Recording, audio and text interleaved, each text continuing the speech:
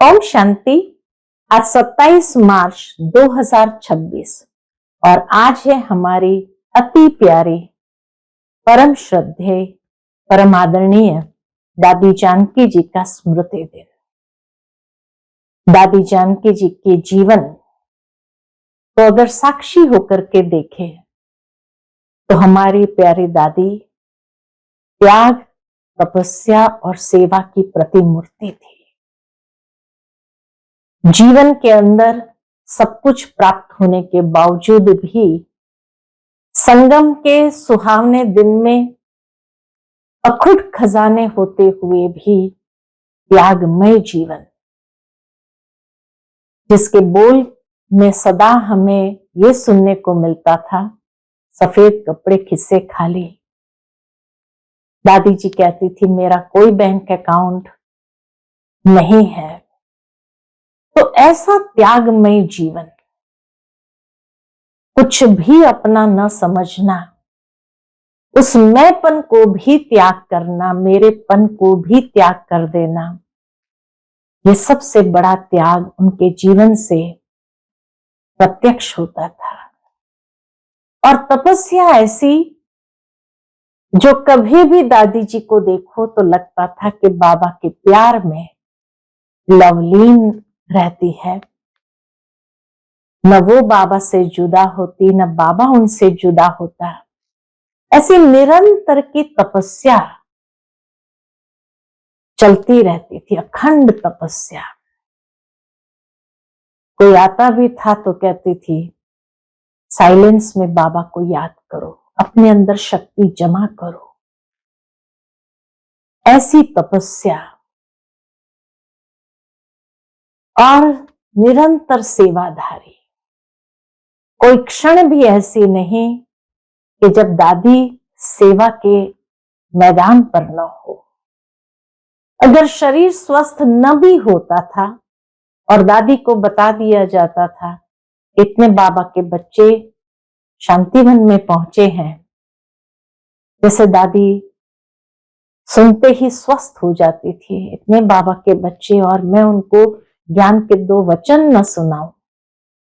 तो निरंतर सेवाधारी, चाहे अस्वस्थ होते भी खटिया पर लेटे लेटे भी मनसा सेवा उनकी चलती रही, या वाचा सेवा चलती रही, या कर्मणा सेवा चलती रही। तो ऐसे अथक सेवाधारी बचपन से ही जब बाबा के पास आए तो भी नर्स का कार्य संभालते हुए हर एक को प्यार से बाबा की याद में वो दवाई देना, और जैसे सामने वाले का कोई भी बीमारी हो, कोई भी रोग हो, वो स्वस्थ हो जाना, जैसे कुछ हुआ ही नहीं है। इसलिए कहा कि निरंतर सेवाधारी। तो दादी जी का जीवन बोलता था कि त्याग किसको कहा जाता है, तपस्या किसको कही जाती है, और सच्ची सेवा किसको कहा जाता है। सेवा में सदा ईमानदार, वफादार, फरमानबरदार, बाबा की हर आज्ञा श्रीमत के ऊपर कदम पर कदम रखते हुए चलना, ये दादी का जैसे विशेष ध्यान रहता था। और दूसरों को भी अटेंशन खिंचवाती थी, चाहे विदेश में रहते हुए भी सभी भाई बहनों को बाबा की श्रीमत का अटेंशन दिलाना कि तुम बच्चों को भी बाबा की श्रीमत पर निरंतर रहना ही है, ये उनका जीवन कहता था। तो आज ऐसी प्यारी परम श्रद्धेय दादी जी को शत शत नमन, और दिल से हृदय की भावांजलि अर्पित करते हुए सदा जहां दादी आगे सेवा में गए हैं वहां पर भी हम सबकी दुआएं दादी जी के साथ है। तो सुनते हैं आज के बाबा के अनमोल मधुर महावाक्य। ओम शांति। मीठे बच्चे, ज्ञान सागर बाप द्वारा तुम मास्टर ज्ञान सागर बने हो। दादी जी तो हमारी मास्टर ज्ञान सागर थी ही। तुम्हें ज्ञान का तीसरा नेत्र मिला है, इसलिए तुम त्रिनेत्री, त्रिकालदर्शी और त्रिलोकीनाथ। आज की मुरली से प्रश्न है, विश्व की रूहानी सेवा तुम बच्चों के सिवाय कोई नहीं कर सकता है। क्यों? उत्तर है, क्योंकि तुम्हें ही सुप्रीम रूह शिव बाबा की शक्ति मिलती है। पहले तुम आत्माओं को सुप्रीम रूह द्वारा ज्ञान का इंजेक्शन लगता है, जिससे तुम 5 विकारों पर स्वयं भी विजय प्राप्त करते और दूसरों को भी कराते हो। ऐसी सेवा और कोई कर न सके, ऐसी सेवा और कोई कर न सके। कल्प कल्प तुम बच्चे ही ये रूहानी सेवा करते हो। ओम शांति। बाप की याद में बैठना है और कोई भी देहधारी की याद में नहीं बैठना है। नए नए जो आते हैं बाप को तो जानते ही नहीं, उनका नाम तो बड़ा सहज है, शिव बाबा। परमात्मा का नाम तो बड़ा सहज है, शिव बाबा। बाप को बच्चे नहीं जानते, कितना वंडर है। शिव बाबा ऊंचते ऊंच सर्व का सदगति दाता है, सर्व पतितों का पावन करता, सर्व का दुख हरता भी कहते हैं, परंतु वो कौन है ये कोई नहीं जानते हैं। सिवाय तुम बीके के, सिवाय तुम ब्रह्मा कुमार कुमारियों के, तुम हो उनके पौत्रे पौत्रियां, सो तो जरूर अपने बाप और उनकी रचना के आदि मध्यांत को जानेंगे। बाप द्वारा बच्चे ही सब कुछ जान जाते हैं। ये है ही पतित दुनिया।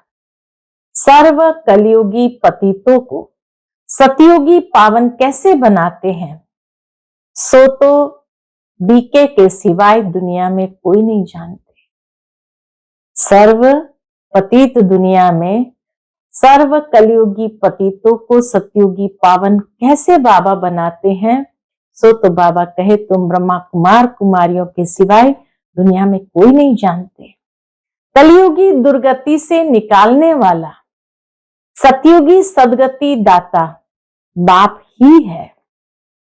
शिव जयंती भी भारत में ही होती है।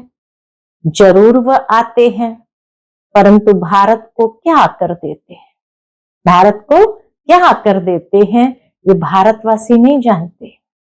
हर वर्ष शिव जयंती मनाते हैं, परंतु ज्ञान का तीसरा नेत्र नहीं है, इसलिए बाप को नहीं जानते। आज की मुरली से पहले गीत बजा है, नयनहीन को राह दिखाओ प्रभु जी। बाबा कहते यह मनुष्य का ही बनाया हुआ गीत है कि हम सब नयनहीन हैं। यह स्थूल नयन तो सबको है, परंतु अपने को नयनहीन क्यों कहते हैं?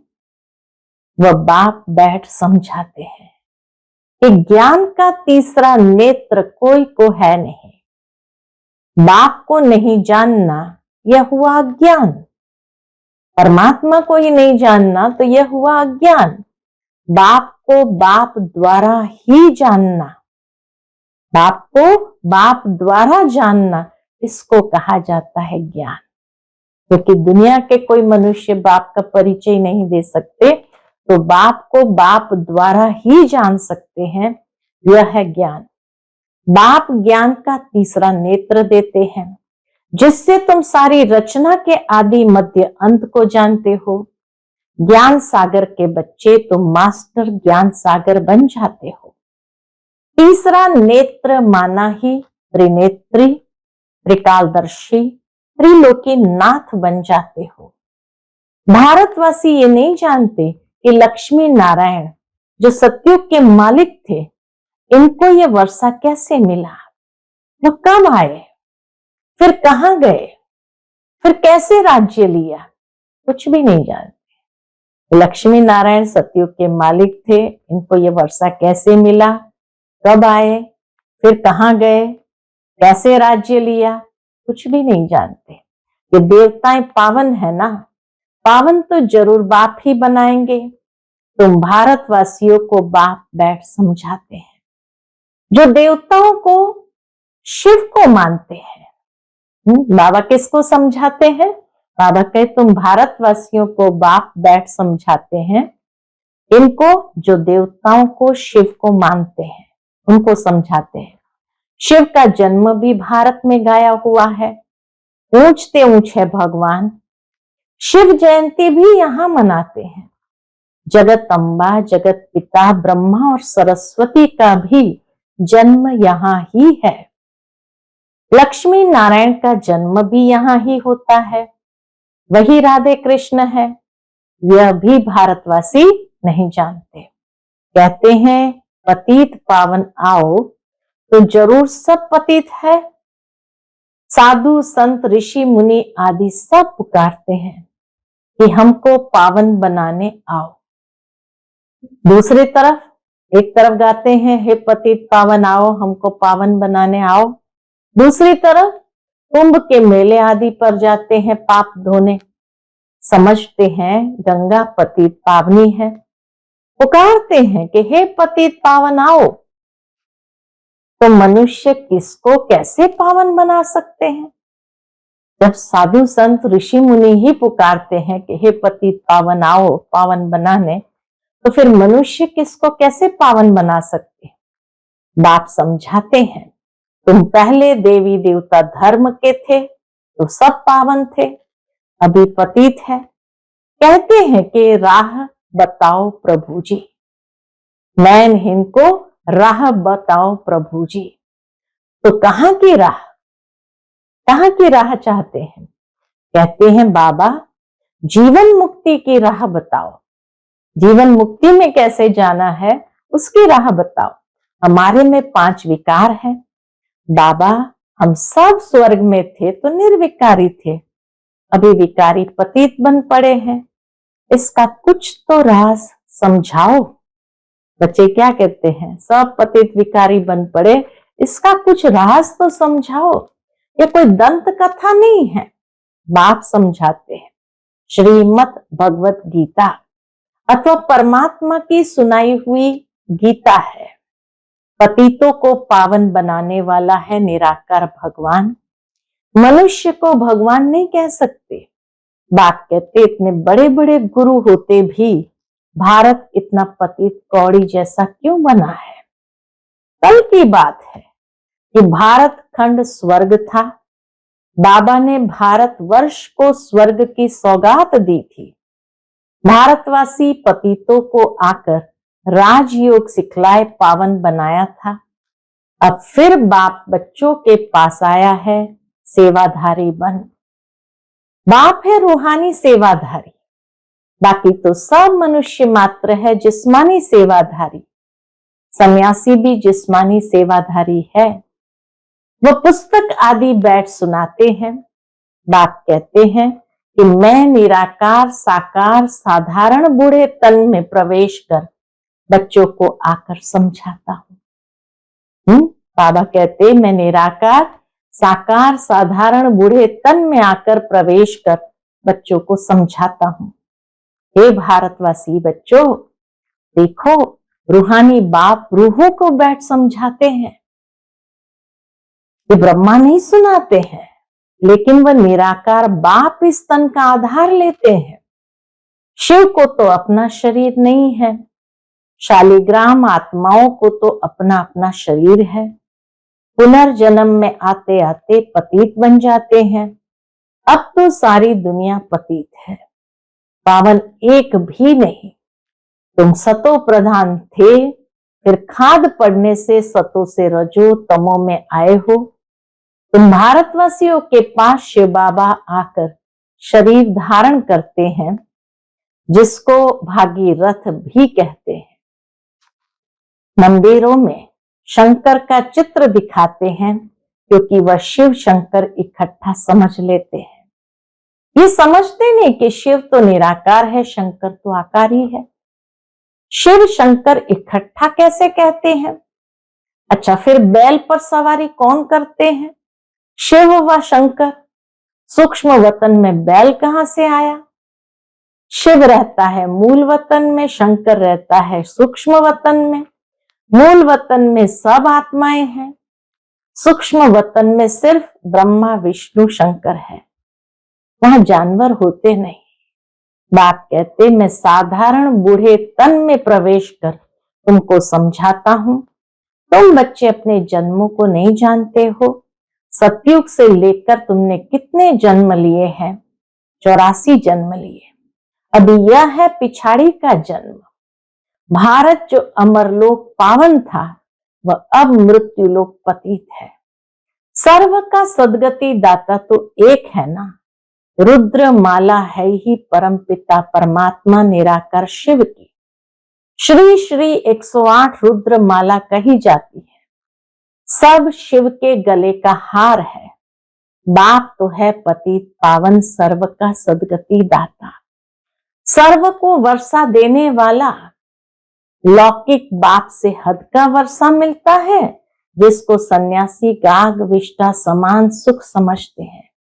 बाबा कहते लौकिक बाप से हद का वर्षा मिलता है, जिसको सन्यासी गाग विष्टा समान सुख समझते हैं।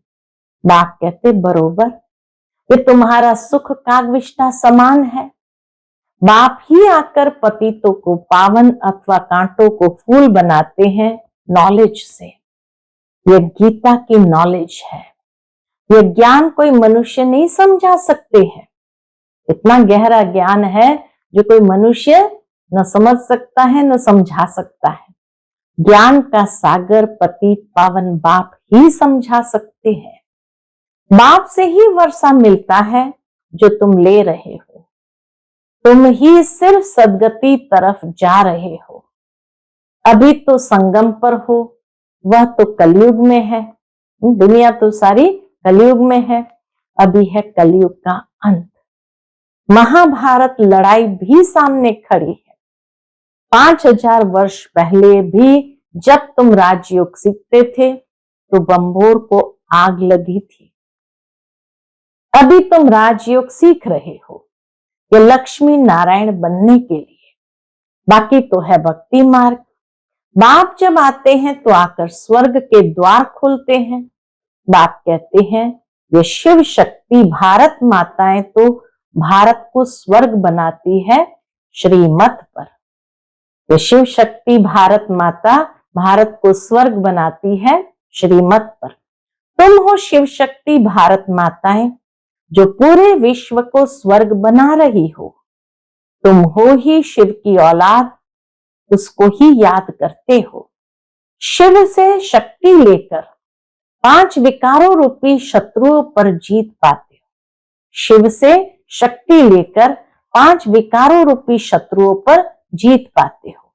तुम बच्चों ने 5000 वर्ष पहले भी भारत की रूहानी सेवा की थी। वो सोशल वर्कर्स करते हैं जिस्मानी सेवा, और यह है रूहानी सेवा। सुप्रीम रूह आकर आत्माओं को इंजेक्शन लगाते हैं, अर्थात पढ़ाते हैं। आत्मा ही सुनती है। तुम आत्माएं हो।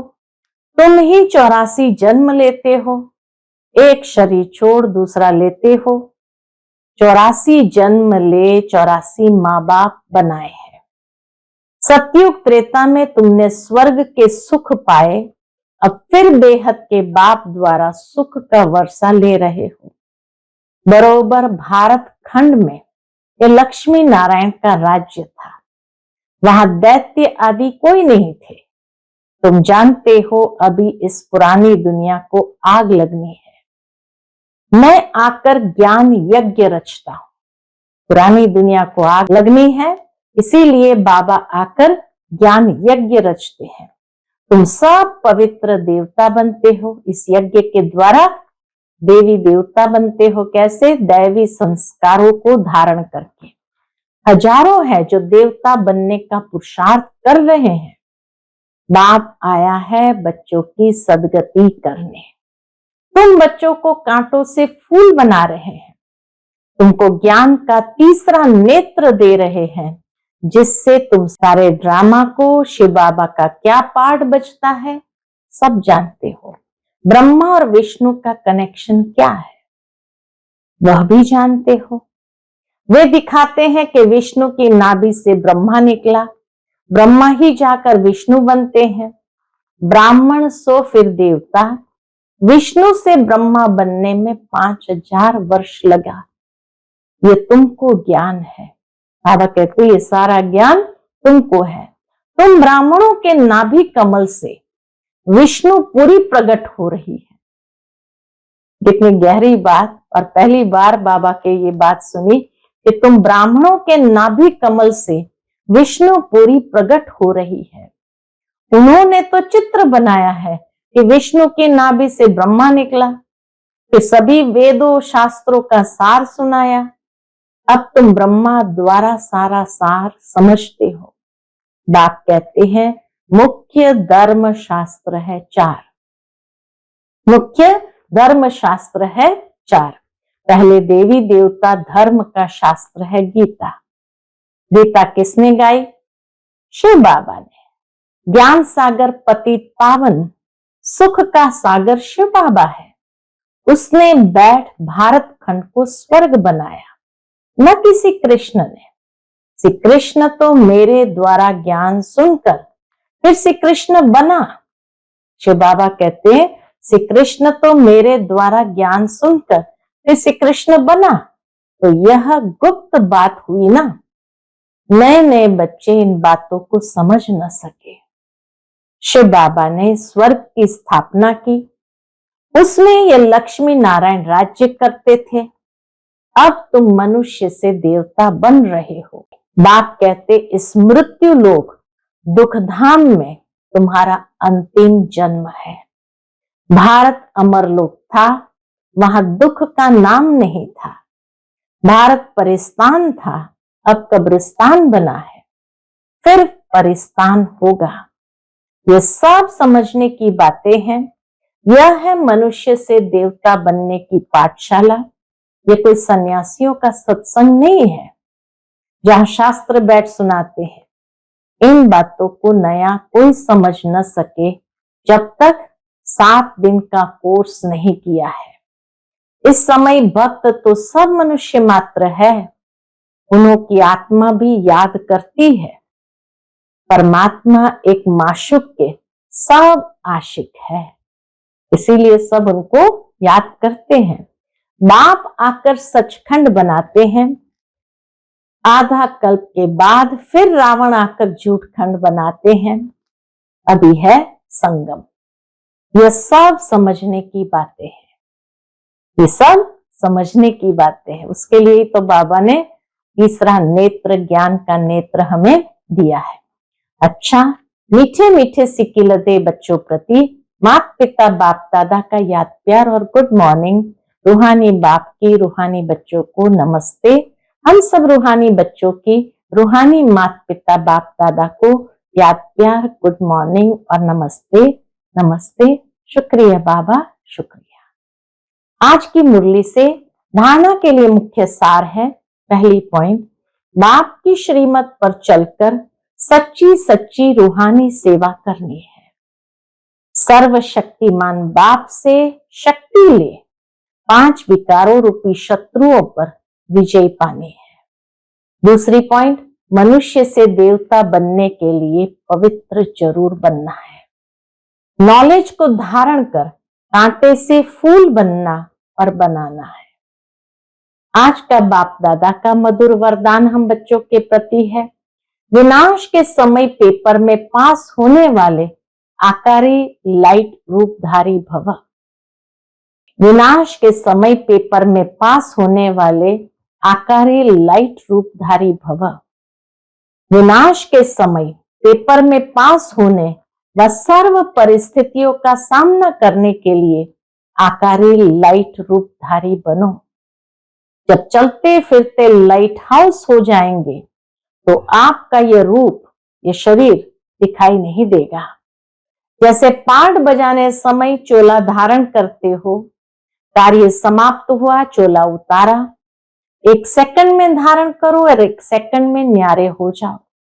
जब यह अभ्यास होगा तो देखने वाले अनुभव करेंगे कि लाइट के वस्त्रधारी है, लाइट ही इन्हों का श्रृंगार है। आज का स्लोगन है, उमंग उत्साह के पंख सदा साथ हो तो हर कार्य में सफलता सहज मिलती है। उमंग उत्साह के पंख सदा साथ हो तो हर कार्य में सफलता सहज मिलती है। आज का व्यक्त इशारा है, निश्चय के फाउंडेशन को मजबूत कर सदा निर्भय और निश्चिंत रहो। उसके अंतर्गत बाप सर्वशक्तिमान है तो उसका हाथ पकड़ने वाले पहुंचे कि पहुंचे ये फेथ रखो। चाहे खुद भले कमजोर भी हो लेकिन साथी तो मजबूत है ना, जो बाबा साथी तो मजबूत है ना, सर्वशक्तिमान है, इसलिए पार हो ही जाएंगे। सदा ऐसे निश्चय बुद्धि विजयी रत्न है, इसी स्मृति में रहो, बीती सो बीती बिंदी लगाकर आगे बढ़ो। आज विशेष नोट करने वाली बात कि आज प्यारे बाप दादा की अति लाडली देश विदेश के सर्व ब्राह्मण परिवार की जान, हम सबके दिलों पर राज्य करने वाली मीठी दादी जानकी जी का पुण्य स्मृति दिवस है। दादी जी ने 104 वर्ष की आयु तक विदेही व जीवन मुक्त स्थिति में रह ज्ञान दान के साथ साथ गुणों का दान करते पूरे परिवार की अलौकिक पालना की है। उनकी सार गर्भित अनेक ज्ञान के गुह्य रहस्य से भरपूर क्लासेस सभी का मार्गदर्शन कर रही है। आज भी उनकी छत्र छाया और उनके द्वारा मिली हुई अनमोल शिक्षाएं अनेक ब्रह्मा वत्सों के कानों में गूंजती रहती है। दादी जी सच्चाई, सफाई और सादगी की प्रतिमूर्ति थी। दादी जी द्वारा मिली हुई अनेक अनमोल शिक्षाओं में से कुछ शिक्षाएं लिख रहे हैं, सभी उन्हें आत्मसात करना ही। पहली शिक्षा, अपने सूक्ष्म अभिमान को परख कर उसे जल्दी से खत्म करना ही अपने ऊपर आशीर्वाद करना है। दूसरी पॉइंट, अधिक सोचने, बोलने और चिंता करने से शक्ति खर्च होती है। साइलेंस में रहो तो शक्ति जमा हो। तीसरी पॉइंट, किसी की गलती चित्त पर न हो, चित्त साफ रखो तो चैन से रह सकेंगे। चित्त साफ है तो चैन से रह सकेंगे, इसलिए कहते हैं ना चित्त चैन। चौथी बात, समझ से व्यर्थ व नेगेटिव को खत्म कर दो तो शांति प्रिय बन जाएंगे। आत्मिक समझ से, परमात्मा समझ से या ज्ञान की बातों को समझते हुए व्यर्थ और नेगेटिव को खत्म कर दो तो शांति प्रिय बन जाएंगे। पांचवी बात, बाबा से प्राइज लेनी है तो नियमों पर चलो, थोड़ा भी कहां लगाव झुकाव न हो। छठी पॉइंट, कर्म और संबंध का पता गुणों से चलता है, इसलिए कर्म में रूहानियत और संबंध में सच्चाई हो। सातवीं बात, नम्रता और सत्यता को अपना साथी बना लो तो हर बात एक्यूरेट होगी। आठवीं बात, प्यार मांगने के बजाय स्वमान में रहो और सबको मान दो तो प्यार के पात्र बन जाएंगे।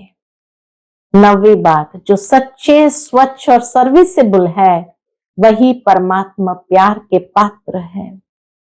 10वीं बात, सेवा करते डबल लाइट रहना यही सबसे बड़ी सेवा है। सेवा करते डबल लाइट रहना यही सबसे बड़ी सेवा है।